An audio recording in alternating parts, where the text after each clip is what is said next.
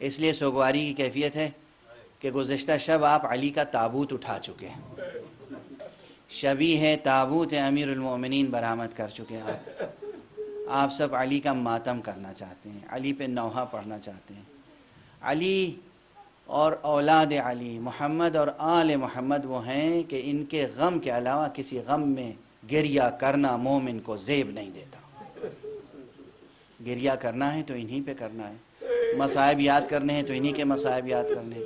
نوحہ پڑھنا ہے تو انہی کا نوحہ پڑھنا ہے، مرثیہ پڑھنا ہے تو انہی کا مرثیہ پڑھنا ہے۔ ہمیں زیب نہیں دیتا کہ ان کے مصائب کے علاوہ کسی کے مصائب پڑھیں، ان کے غم کے علاوہ کسی اور کے غم میں ہم اشک بہائیں، یہ ہمیں زیب نہیں دیتا، یہ ہمیں زیب نہیں دیتا۔ علی کا درجہ کس قدر بلند ہے، علی کس قدر غربا کی پرورش کرتے آئے ہیں، علی نے خاموشی سے کتنے لوگوں کی پرورش کی ہے یہ کون جانتا ہے۔ کبھی کبھی کہیں کوئی واقعہ سامنے آ گیا تو ثبوت فراہم ہو گیا کہ ہاں علی اس طرح سے پرورش کیا کرتے تھے کہ کسی کو علم بھی نہیں ہوتا تھا، اندازہ بھی نہیں ہوتا تھا۔ یہ روایت ہر سال آپ کے سامنے پڑھی جاتی ہے، اس وقت بھی گزارش کر رہا ہوں، کس قدر دل کو تڑپا دیتی ہے یہ روایت۔ جب امیر المومنین کو سپرد لحد کر کے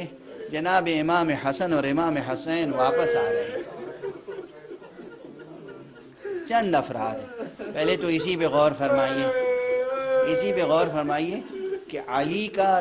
لاشا بھی خاموشی سے سپرد لحد کیا گیا، امیر المومنین کا جنازہ بھی خاموشی سے سپرد لحد کیا گیا ہے۔ سب کو اس وقت معلوم نہیں تھا کہ واقعاً علی کہاں دفن کیے گئے۔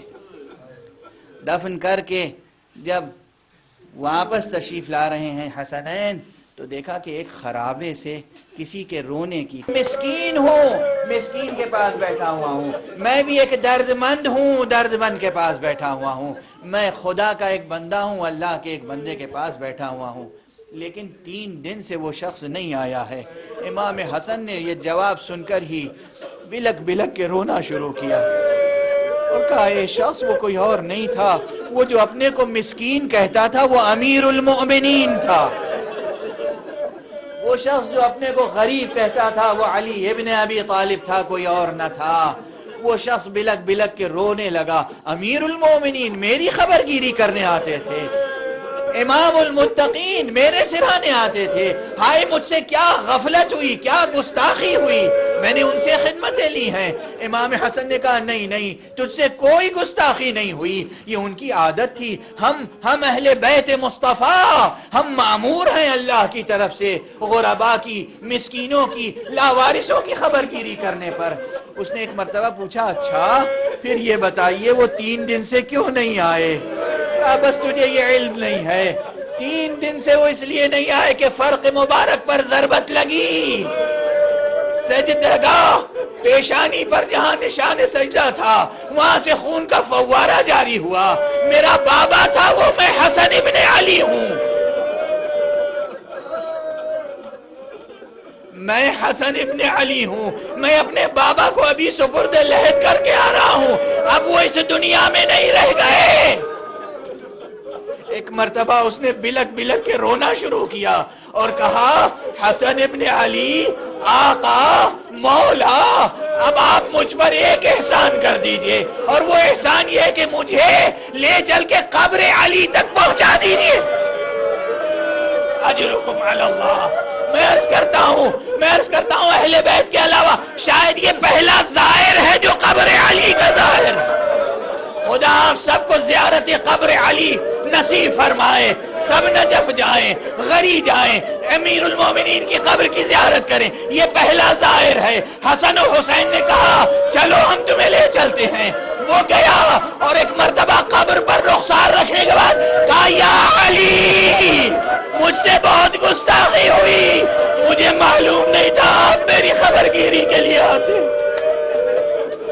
اس کے بعد اس نے کہا پروردگار اب مجھ کو اس کے بعد زندہ نہ رکھنا، بہت گستاخی ہو چکی، علی نے میری تیمارداری کی ہے، علی نے میری خبر گیری کی ہے، اب ایسا نہ ہو اولاد علی سے میں خدمت لوں، پروردگار میری روح کو قبض کر لے، روایتوں میں ہے وہیں اسی مقام پر اس نے جان جعفری کے سپرد کی، اور میں کہتا ہوں یہ وہ پہلا شخص ہے جو جوار علی میں وادی السلام میں دفن ہوا۔ میں بس آخری جملہ عرض کروں، آپ کی آوازیں بلند ہیں پھر بھی عرض کروں گا، یا علی، آپ کے مصائب میں اور آپ کے بیٹے حسین کے مصائب میں بہت تفاوت ہے۔ آپ خود احترام سے دفن کیے گئے، آپ کے جوار میں جو پہلا زائر آیا اسے دفن کیا گیا، مگر آقا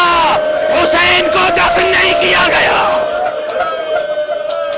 اور لاش حسین کی پہلی زائرہ کوئی اور نہیں، حسین کی 4 سال کی بچی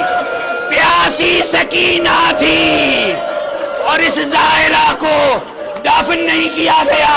تازیہ میں لگا کر، تماچے لگا کر لاش حسین سے جدا کیا گیا۔